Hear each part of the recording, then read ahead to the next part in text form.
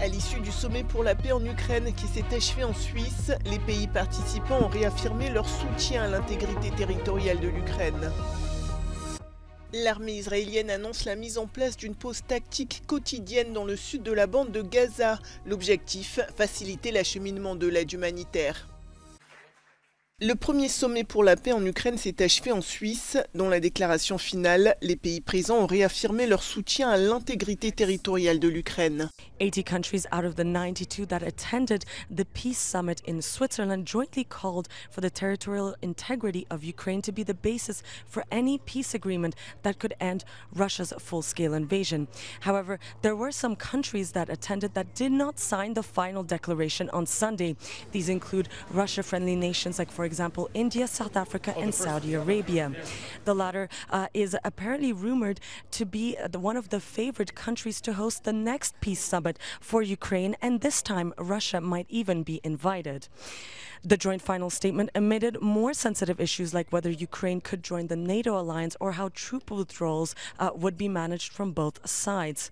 The document also referred to Russia's invasion as a war, a label which Moscow has strictly denied. So now what? Well, analysts believe that not much will come out of this conference. Moscow's key ally, China, did not attend, and Brazil only came as an observer, and both of these countries even proposed their alternative peace plans for Ukraine. According to the Austrian Chancellor Karl Nehammer, there could even be an interim conference before the Russian delegation is even allowed to join in for the negotiations. And according to the Ukrainian President Volodymyr Zelensky, during the final press conference on Sunday, he said that he will now work on developing a more concrete plan with other nations before presenting it to Moscow. Sofia Katsankova reporting from Bergenstock for Euronews. Pour faciliter l'acheminement de l'aide humanitaire, l'armée israélienne a annoncé mettre en place une pause tactique quotidienne dans le sud de la bande de Gaza. L'annonce a été faite sur le réseau social X avec une carte à l'appui pour montrer le tracé de cette route. Concrètement, l'armée va stopper ses opérations entre 8h et 19h, le long de la route utilisée pour faire passer les camions d'aide. Un itinéraire qui va de Kerem Shalom jusqu'à l'hôpital européen. La date de début et de fin de cette mesure n'a pas été communiquée. Selon Tsahal, elle débutera au plus vite, et ce jusqu'à nouvel ordre. Une décision saluée par l'ONU, qui ces derniers mois a multiplié les pressions sur Israël et alerte régulièrement sur un risque de famine dans ce territoire bombardé sans relâche depuis plus de 8 mois.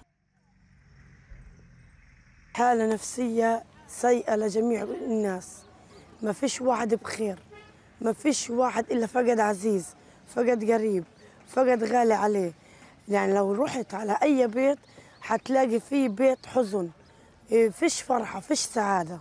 Depuis le mois d'octobre, les opérations militaires de l'armée israélienne ont fait plus de 37 300 morts et des dizaines de milliers de blessés. L'armée israélienne, qui a annoncé samedi la mort de 8 soldats, a précisé que cette pause ne signifie en aucun cas un début de cessez-le-feu. Selon le gouvernement israélien, cette décision ne changerait rien à l'offensive terrestre en cours, notamment à Rafah. En attendant, c'est au milieu des ruines et dans un contexte humanitaire alarmant que la population vit cette fête de l'Aïd al-Adha, plus importante fête de l'islam.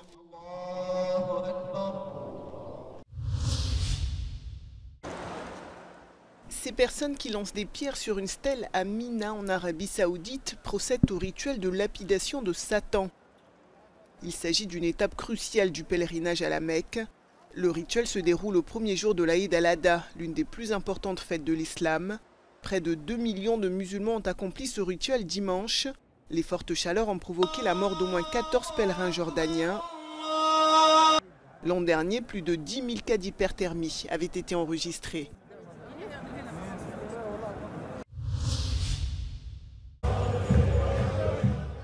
Une marée orange pour célébrer le succès des Pays-Bas.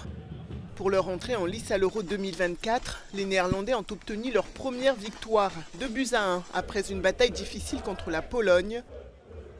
Le match s'est joué à Hambourg, devant des milliers de supporters qui avaient fait le déplacement pour soutenir leur équipe.